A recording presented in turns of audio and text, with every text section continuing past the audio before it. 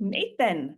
So you are leading a growing team, a fast growing team in the financial industry, but you have not always been in this personal finance space.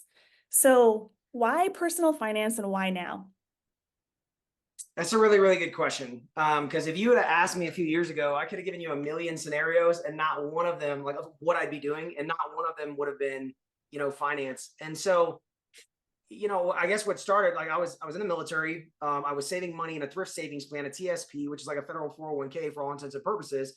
And I've been losing money.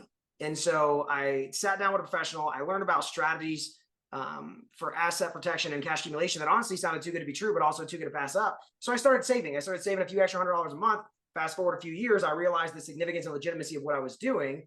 And I decided to get licensed with the intent to help friends and family. Like I had no intent to change my career. I was doing very well. I was doing very well in the government sector as a contractor after leaving the military.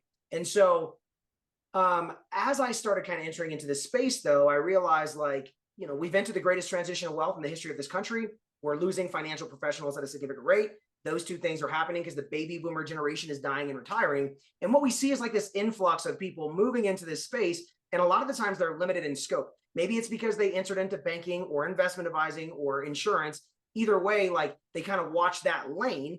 And then also maybe they're just not getting the training they need. I've talked to several people with different organizations and they're like, yeah, I started working for them and they were like, hey, just go sell this product, rather than actually like providing education and understanding, hey, what are we doing for the client and how can we bring a holistic approach to financial well-being? And that component is extraordinarily significant because every part of our portfolio, it can either complement or contradict each other. And we want to make sure that everything's working in the right direction. And so all that being said, as I realized these things, and then on top of that, started outpacing my salary. Now I was making a healthy six figures.